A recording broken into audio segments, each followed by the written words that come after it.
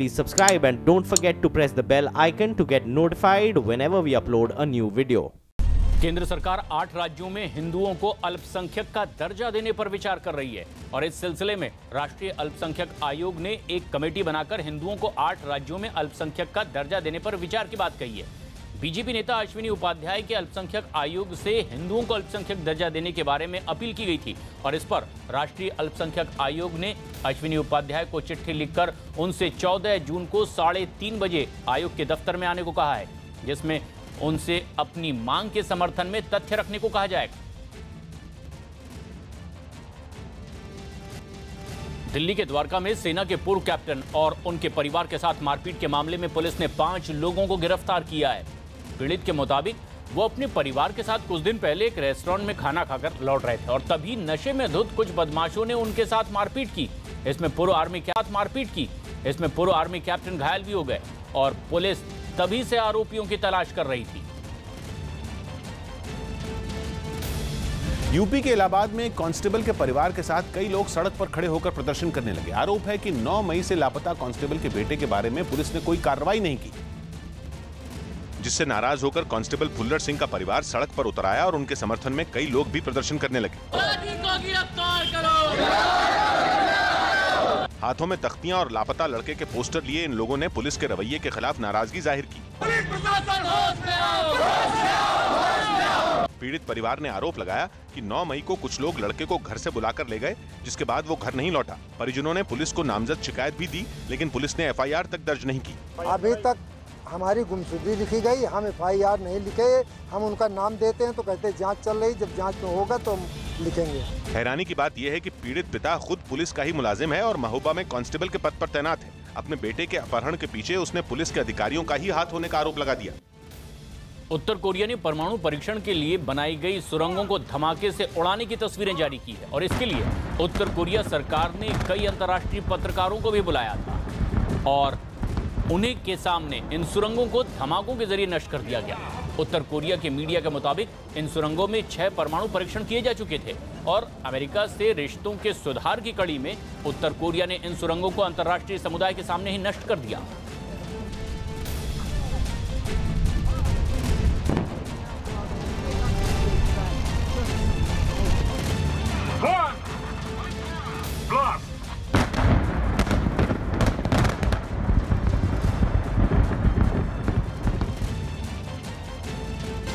Congress party ने लोगों से चंदा मांगा है। कांग्रेस ने अपने ऑफिशियल ट्विटर हैंडल से ट्वीट कर लोगों से चंदा देने की अपील की है। ट्वीट में कांग्रेस पार्टी की वेबसाइट का एक लिंक भी दिया गया है, जिसके जरिए ऑनलाइन ही नहीं चेक के जरिए भी चंदा दिया जा सकता है। ये चंदा 250 रुपए से लेकर 10,000 रुपए तक का हो सकता है। कांग्रेस पार्टी पिछले कुछ समय से कैश की किल्लत से जूझ रही है।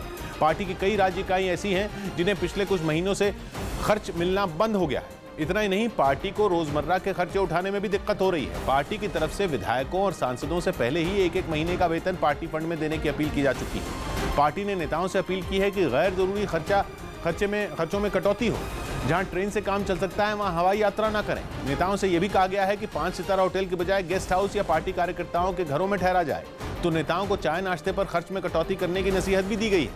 हालांकि माना यह जा रहा है कि कांग्रेस पार्टी ये कैश की चिंता की वजह एक साल बाद होने वाले आम चुनाव हैं, जिनमें पार्टी किसी भी मामले में पीछे नहीं रहना चाहती। 2017 में कांग्रेस पार्टी को 225 करोड़ रुपए चंदा मिला था। यह आंकड़ा एक साल पहले के आंकड़े से ज्यादा कम नहीं है। ADR यानी एसोसिएशन ऑफ डेमोक्रेटिक रिफॉर्म्स की रिपोर्ट के मुताबिक एक साल पहले के मुकाबले 2017 में कांग्रेस पार्टी को 14% ही कम चंदा मिला। जम्मू कश्मीर के कुपवाड़ा के केरन सेक्टर में आतंकवादियों से बरामद हथियारों के बारे में न्यूज 18 इंडिया को एक्सक्लूसिव जानकारी मिली है। सुरक्षा बलों के सूत्रों के मुताबिक जब लाइन ऑफ कंट्रोल पर आतंकियों को घेरा गया तो वो भारी मात्रा में हथियार और गोला बारूद छोड़कर वहां से भाग खड़े हुए। इसमें आतंकियों के पास से एक सीढ़ी भी बरामद हुई है, जिसका ऊंची जगहों पर चढ़ने के लिए इस्तेमाल वो कर सकते थे।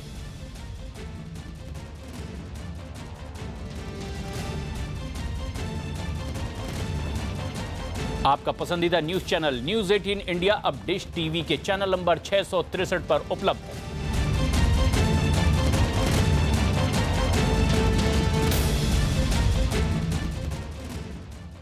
गुजरात के अहमदाबाद में एक नहर के किनारे खड़े एक अधिकारी एक आदमी को जमकर फटकार लगाने लगे।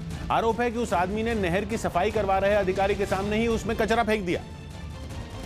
जिस पर वहां मौजूद नगर निगम के अधिकारी भड़क गए और उस आदमी को कड़ी फटकार लगाई। हमारे सामने तुम कचरा डालते हो, इसका मतलब ये हुआ कि तुम हमको गिनते नहीं हो। नगर निगम के अधिकारी और कर्मचारी कई दिन से खारीकट नहर की सफाई में जुटे हैं, लिहाजा अपने सामने कचरा फेंकता देख वो नाराज हो गए। अंदर जाओ, जाओ, ऐसी जाओ, अंदर जाओ।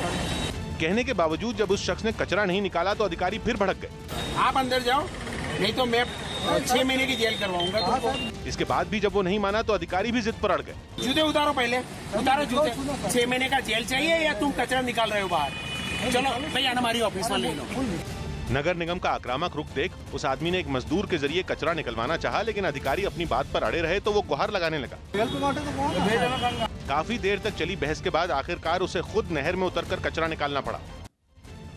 पश्चिम बंगाल के शांति निकेतन में पहुंचे प्रधानमंत्री मोदी ने सीएम ममता बनर्जी और बांग्लादेश की पीएम शेख हसीना के साथ कई कार्यक्रमों में शिरकत की। इस मौके पर पीएम मोदी ने कहा कि वो अतिथि नहीं बल्कि आचार्य की तरह से विश्व भारती विश्वविद्यालय में आए हैं। पीएम मोदी ने खुद को विश्व भारती का चांसलर बताते हुए लोगों को हुई परेशानी के लिए माफी भी मांगी। जब मैं रास्ते में आ रहा था तो कुछ बच्चे इशारे से मुझे समझा रहे थे कि पीने का पानी भी नहीं है।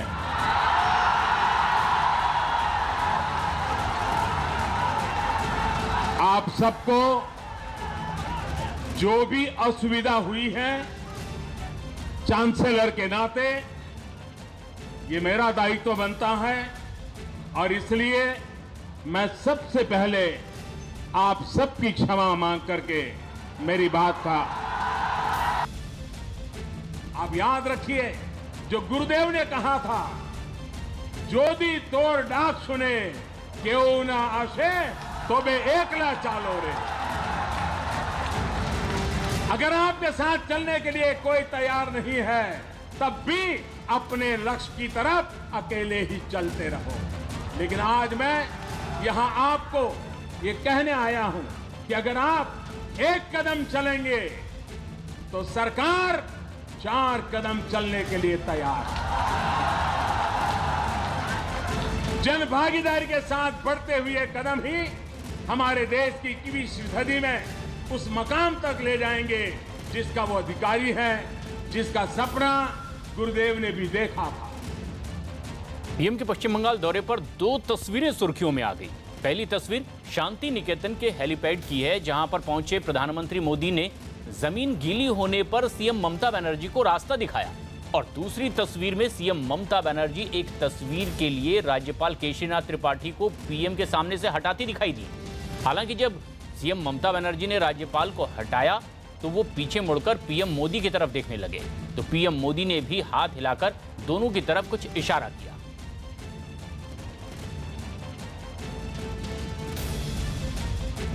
रेल हादसों के मामले में मार्च 2017 में खत्म हुआ साल बेहद खराब रहा। 2010 के बाद से रेल हादसों में सबसे ज्यादा मौत इसी साल हुई। टाइम्स ऑफ इंडिया में छपी यह खबर के मुताबिक कारोबारी साल 2016 में कुल 103 रेल हादसे हुए, जिनमें 195 लोगों की मौत हुई। इस दौरान सबसे ज्यादा हादसे रेलों के पटरी से उतरने के रहे। कुल 103 हादसों में 77 हादसे ट्रेन के पटरी से उतरने की वजह से हुए। 20 हादसे ऐसे हुए जब क्रॉसिंग पर ट्रेन किसी दूसरी गाड़ी से टकरा गई।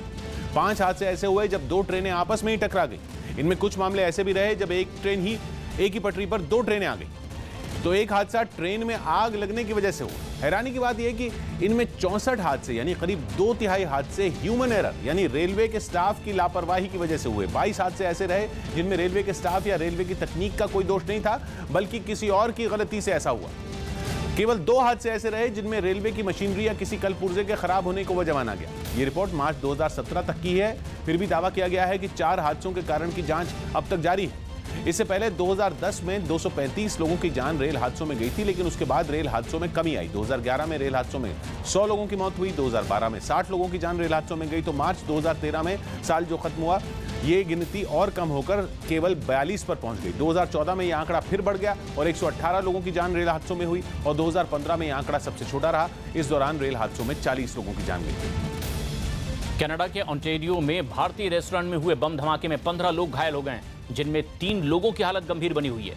धमाका एक भारतीय रेस्टोरेंट बॉम्बे भेल के अंदर हुआ है। अब तक किसी भी आतंकी ग्रुप ने इस धमाके की जिम्मेदारी नहीं ली है।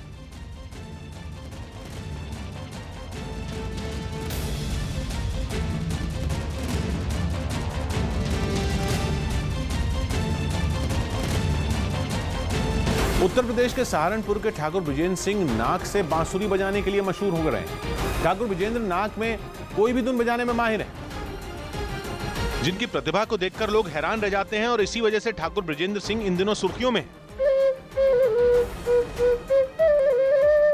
ठाकुर ब्रिजेंद्र सिंह को संगीत का शौक तो बचपन से ही था, लेकिन संगीत के साथ उन्होंने बांसुरी बजाना भी सीख लिया। लेकिन कुछ अलग करने की कोशिश में वो बांसुरी को नाक से बजाने की कोशिश करने लगे।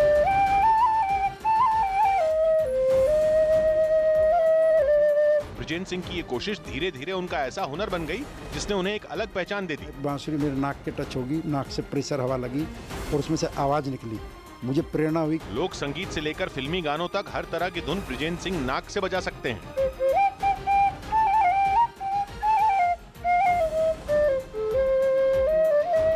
इस हुनर के लिए उनका परिवार भी उन पर गर्व करता है। उत्तराखंड के जंगलों में लगी आग पर कुछ हद तक काबू पा लिया गया है। उत्तराखंड की पौड़ी में जंगल में लगी आग को बुझाने के लिए काफी मुश्किलों का सामना करना पड़ा। यूपी के शाहजहांपुर में रोजा जंक्शन पर रेलवे की लापरवाही की वजह से लाखों रुपए का डीजल पटरियों पर बह गया। बिहार के पटना में आरजेडी कार्यकर्ताओं ने गहनों की दुकान पर पेट्रोल बेचकर तेल के बढ़े हुए दामों का विरोध किया। पंजाब के बठिंडा में मुल्तानिया सीनियर सेकेंडरी स्कूल के प्रिंसिपल पर सरकारी प्रिंसिपलों के व्हाट्सएप ग्रुप में अश्लील वीडियो भेजने का आरोप लगा। झारखंड के सिमडेगा में सदर अस्पताल के स्टाफ पर एक बीपीएल परिवार से 1 यूनिट खून के लिए 2500 रुपए वसूलने का आरोप लगा। राजस्थान के सवाई माधोपुर में कुएं में गिरे एक सांड का रेस्क्यू किया गया। राजस्थान के अजमेर में शमशान घाट पर बने लकड़ियों के गोदाम में आग लगने से लाखों रुपए का नुकसान हो गया। अमेरिकी राष्ट्रपति डोनाल्ड ट्रंप के उत्तर कोरियाई नेता किम जोंग उन के साथ सिंगापुर बैठक रद्द करने का विरोध भी शुरू हो गया है। अमेरिका के सहयोगी देश दक्षिण कोरिया की राजधानी सियोल में ट्रंप का विरोध हो रहा है। सियोल में अमेरिकी दूतावास के बाहर बैठक रद्द करने पर ट्रंप का विरोध हो रहा है। युद्ध विरोधी ग्रुप के लोगों ने ट्रंप के खिलाफ नारेबाजी की है। प्रदर्शन कर रहे लोगों ने मांग की कि ट्रंप देश से माफी मांगे और अपने फैसले को बदलें। साथ ही किम जोंग उनसे दोबारा बैठक का दिन तय करने की बात कही।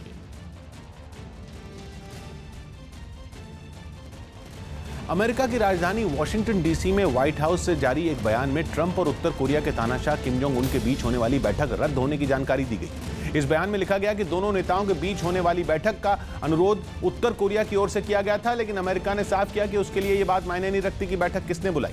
इसके साथ ही अमेरिका ने दुख जताते हुए सफाई दी कि हाल के दिनों में उत्तर कोरिया ने गुस्से वाले और खुले तौर पर विरोध वाले बयान दिए, जिसकी वजह से हालात इस ऐतिहासिक बैठक के लिए बिल्कुल सही नहीं है। इसलिए अमेरिका ने उत्तर कोरिया की भलाई और पूरी दुनिया को नुकसान से बचाने का हवाला देते हुए इस बैठक को रद्द करने का ऐलान किया। अमेरिका ने यह भी चेतावनी दी कि उसके पास उत्तर कोरिया से ज्यादा परमाणु ताकत है, जबकि इस बयान से पहले उत्तर कोरिया ने अपने परमाणु परीक्षण केंद्र पंग्यूरी को तोड़ना शुरू कर दिया था। केंद्रीय पेट्रोलियम मंत्री धर्मेंद्र प्रधान ने पेट्रोल डीजल को जीएसटी के अंदर लाने के संकेत दिए हैं। इस बीच तेल कंपनियों ने आज लगातार 12वें दिन भी पेट्रोल और डीजल के दाम बढ़ा दिए। दिल्ली में पेट्रोल आज फिर से 36 पैसे महंगा हो गया। इसके साथ ही दिल्ली में पेट्रोल के दाम 77 रुपए 83 पैसे और डीजल का दाम 68 रुपए 75 पैसे हो गया। बाजार पर नजर रखने वाले जानकारों के मुताबिक दिल्ली में पेट्रोल और डीजल अब तक कभी इतना महंगा नहीं बिका है। मुंबई में पेट्रोल 85 रुपए 65 पैसे बिक रहा है, जबकि डीजल 73 रुपए 20 पैसे प्रति लीटर हो गया है। लखनऊ में पेट्रोल 78 रुपए 35 पैसे है और डीजल 68 रुपए 91 पैसे बिक रहा है, जबकि चेन्नई में पेट्रोल का दाम बढ़कर के 80 रुपए 80 पैसे हो गया और डीजल 72 रुपए 58 पैसे पर बिक रहा है। पेट्रोल और डीजल की कीमतों में लगी आग की लपटें कम होने का नाम नहीं ले रही हैं और इसमें माया नगरी मुंबई सबसे ज़्यादा झुलस रही है। आज भी डीजल और पेट्रोल के दामों में वृद्धि हुई है। हम आपको दाम दिखाते हैं। पहले पेट्रोल का जो दाम है यहाँ पे आप देख सकते हैं 85 रुपये 61 पैसे। कल जो दाम जो है 85 रुपये 29 पैसे के आसपास था, आज 85 रुपये 61 पैसे तक पहुँच चुका है। यानी कुल मिला के 31 से 32 पैसे की वृद्धि हुई है। और इसके अलावा डीजल का जो दाम है मैं एक बार दिखाना चाहूँगा, 73 रुपये 15 पैसे। 73 रुपये 15 पैसे आज के डीजल का दाम है, जबकि कल का जो दाम था वो 72 रुपये 96 पैसे के आसपास था। यानी कुल मिला के 19 पैसे की वृद्धि जो है डीजल के दामों में आज भी वृद्धि दर्ज की गई है। हम लोगों से बात करने की कोशिश करेंगे और उनसे ये जानेंगे कि आखिर जो है डीजल और पेट्रोल के दामों में जो वृद्धि लगातार हो रही है उसके चलते कितना असर पड़ रहा है। सर, डीजल और पेट्रोल के दामों में लगातार वृद्धि हो रही है, कितना असर आपकी जेब पे पड़ रहा है?